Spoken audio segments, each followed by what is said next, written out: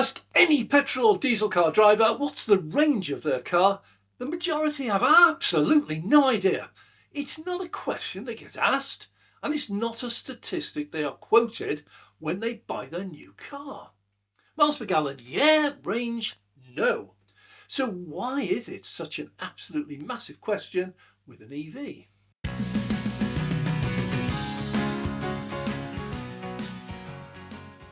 I'm Dave, welcome to Dave Takes It On, and the answer to this dates back to over 10 years ago. See, back then the number of public EV chargers was less than 2,000, and the majority were slow chargers with only a relatively few rapid chargers, and they were mainly electric highway, which had installations at most motorway services, just one or two. Well, two chargers, that is. Well, in those pioneering days, going on a road trip was a real adventure. First, the chargers were few and far between. Then many simply did not work and remained out of order for weeks or sometimes months at a time. Then they were actually quite slow compared to today, which didn't in itself make a huge problem because the cars themselves were also very slow to charge. Working out where the next EV public charger was located was a big challenge, and finding one working even worse. Hence the range of an EV became a vital figure if you weren't to coast to a halt on the side of the road. So in many ways this is directly identical to the early petrol and diesel pioneers. The first cars appeared on our roads mid-1880s, about 1884, 1885, but the first petrol station didn't open in the UK until Aldermaston in 1919. What on earth did they do? How did they manage for a period of over 30 years? The answer is obviously a lot of planning. You could buy petrol. It was in 2-gallon cans from some chemists, hardware shops, hotels and garages. These were real pioneering days, as the roads were also pretty poor. Tarmac roads didn't come in really until about 1902 and took a few years to catch on. So for the first 20 years or so, most people drove on gravel roads. Well, with EVs, there's no such issue, as the charging network began to be installed as soon as the first EVs were available for sale. They weren't daft. The manufacturers knew they wouldn't sell EVs unless people could use them for more than just a trip to the shops. The range of those early EVs was often around 50 miles, so few people would set off for their annual holiday to Cornwall or Scotland in an EV. Just didn't happen. So initially EV sales were slow, and the growth of the EV charging network also was incredibly slow. But that was then, and this is now. EVs now make up over 16% of all new cars sold in the UK, and those cars now average 300-mile range, and the number of EV chargers has now exceeded 90,000, with almost every motorway service station having at least two. In context, ignoring the time taken to fill up, there are about the same number of public EV chargers as there are petrol pumps. But a huge difference has come with home charging. See, for those who can't do it, it's an issue. Sorry, but the latest survey in May 2024 by the government states 80% of all EV owners can and do charge at home. If you're not one of them, sorry, but 1.2 million EVs on the road, pure EVs, this is 100%, not hybrids. That means there's almost 1 million EV drivers can and do charge at home. Now, the EV haters and deniers, they always quote, well, it takes 5 minutes to fill your tank and an hour to charge an EV. But let's take a quick glance at that 5-minute figure. See, in the real world, most ICE car drivers do not ever let their fuel tanks get completely empty. The average level before being topped up is between a quarter and a third of a tank. And most people don't top their tank right up to the brim every time. Most drivers add typically 20, 30, 50 quid, depending on how many miles they drive in a week. See, 30 quid in a ICE car can get you over 200 miles. The average driver only covers about 140 miles a week. So most people, only top up to the brim when going on a long holiday. So yeah, it takes at least 5 minutes to add £30 worth of fuel, walk to the kiosk, pay for it, walk back, get in and drive off. A modern EV like a Kia EV6 or Hyundai Ioniq 6, Porsche Taycan or a Tesla Model 3 long range, they can add and pay for maybe 200-mile range in 15 minutes. So we're getting there. But that assumes one critical thing. The ICE car driver has to drive to a petrol station to fill up, and nobody adds in the time that takes. An EV driver can plug in wherever they stop. Look on motorway, retail park, cinema, fast food outlet, coffee shop or hotel. And this makes charging an EV actually far, far quicker than filling up an ICE car tank with fuel. Whoa, you might say, you don't have to drive to the pumps if you stop at a motorway services. But yeah, you actually do. You see, we normally stop on a motorway not for fuel, but for us. We need a break, we need a toilet visit, we need a good stretch, or some coffee or some food. So you see, an EV driver stops, plugs in, 1 second, visits the toilet, goes to the cafe or the shop, eventually returns to the car, unplugs, drives off. There's no time at all. He doesn't stop to charge. Zero, nothing at all. The petrol car, however, they stop, they get out, they visit the toilet, they visit the cafe or the shop, they walk back, they return to the cars, and then they drive to the petrol pumps, and then they take an additional 5 minutes to top up, pay for it, and walk back and set up, which is quicker. Anyway, let's stop arguing over 10 minutes here or there. Get back to range. Why does the average ICE car driver not know their range? Well, partially because there are about 8,000 locations in the UK where they can stop for fuel. And in the vast majority of cases, this is the critical bit, they will find the underground garage tanks full, the fuel pumps working, and they are able to top up their tanks. There are a few exceptions, but they're rare. An EV driver has no such assurance. There are more than 90,000 locations where you can charge your EV. That's 10 times as many as there are petrol stations, but far too many are not suitable. Some will be broken. The reliability rate of public EV chargers, while improving, is absolutely appalling. Overall, it is under 80%. And that's a disgusting figure that new legislation by the last government is failing dismally to correct. The new target's 99%, and few CPO, that's charge point operators, are achieving anywhere near that level. The leader, by an absolutely staggering amount, achieves 99.96% uptime after a year after year after year. The laggards, some of them barely reach 50% year after year. And we're aware of a number of chargers, personally, that have been non-operational in one case for more than 2 years, yet those still show up on ZapMap as being available. Well, last government was brilliant for announcing new spending, new targets, new fines for failure, but you only have to take a look at the water companies. They claim to be stricter targets, spending more than, but the situation deteriorated dramatically at an increasing pace year after year. Target is no more use than an ashtray on a motorbike unless it is enforced. Well, let's see what the new crowd achieve.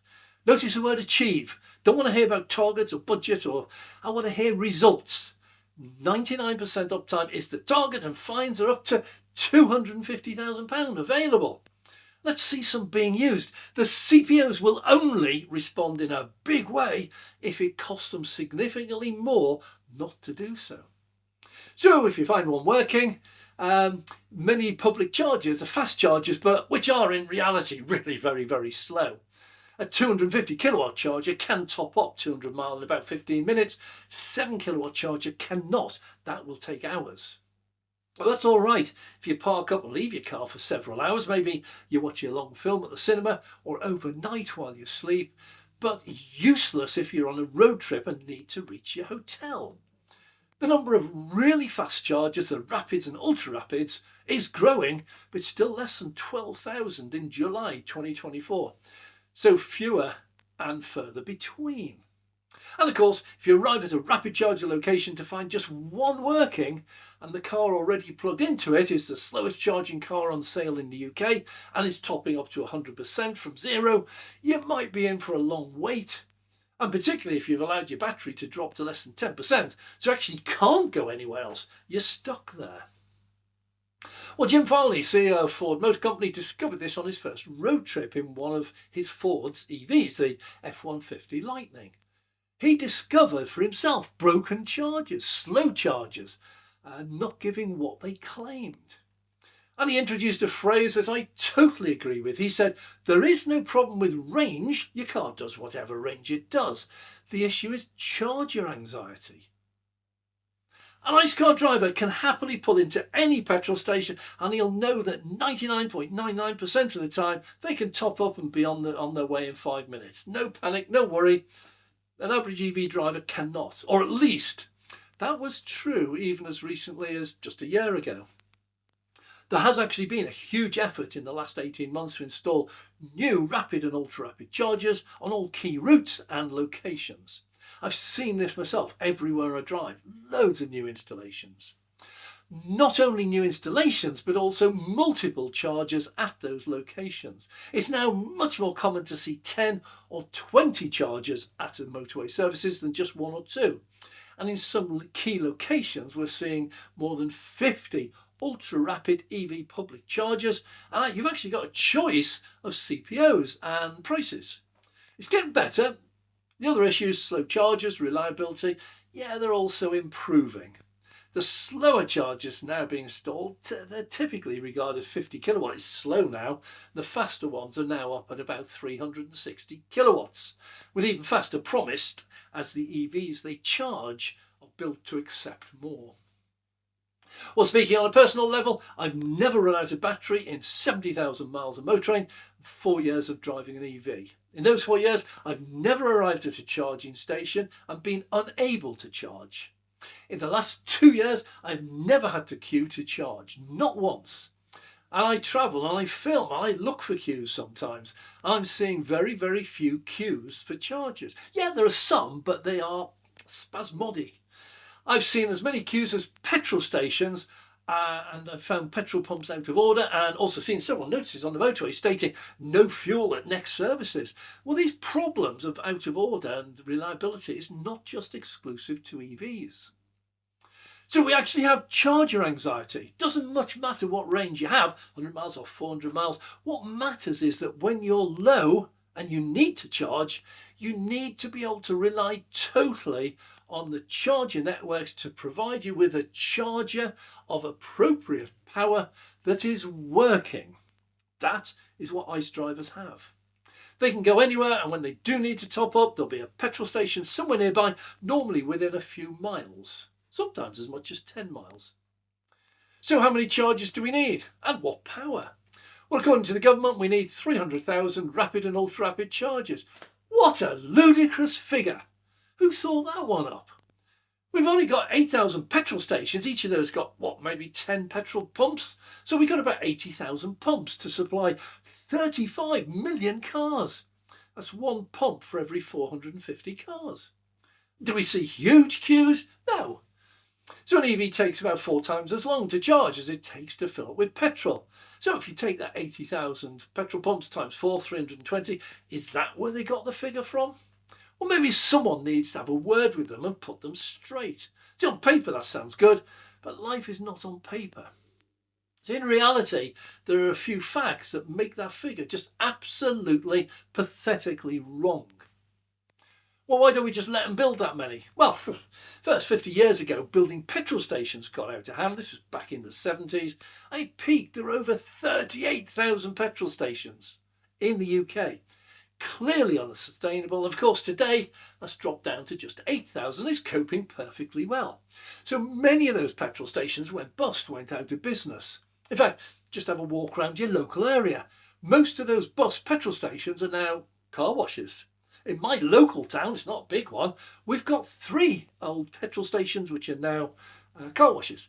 Well, second, every single car, all 335 million of them, has to fill up at a petrol station. No exceptions. But currently 80% of EV drivers top up at home. And a very large number of them never charge anywhere else. Yeah, many people have never charged at a public charger. Many, many more only charge at a public EV charger just a few times a year. Even me. I charge mostly at home, even though I drive twice the UK average miles. With a range of over 200 miles from Preston, I can go to Birmingham or the Lakes and back without having to charge at a public charger. Even on a longer journey, I can do the first 200 miles from what I added at home. Now, many of those 35 million cars are second cars and used only occasionally. My wife's car is exactly the same. It is a true second car. It only does about 5,000 miles a year. And all of that is local. Longer journeys, they're always done in a family car, in this case my Tesla. So my wife, in her EV, would never visit a public charger. Everything would be done at home. She'd never go there. EVs require a different thinking, and EV chargers need a different approach. Now, we do need the new government to get a grip on the future of transport. We need a coherent policy on the transition to a renewable future in the UK, not only for transport, but also for the whole grid. Fossil fuels have had their time, been there, done that, worn the t-shirt, and made a right mess out of our economy and the planet, apart from a few multi-billionaires who've raked it in. They need to be pushed aside, replaced by a renewable future with abundant, cheap electricity for all. Well, thanks very much for watching. I'm Dave. If you've enjoyed it, click the like button. If you want to see more, please subscribe. Click the notification bell. We'll notify you when we do launch a video. And a massive thank you to our Patreon members. You help support the channel so we can carry on doing what we're doing and maybe a little bit more. Thanks very much. I'm Dave.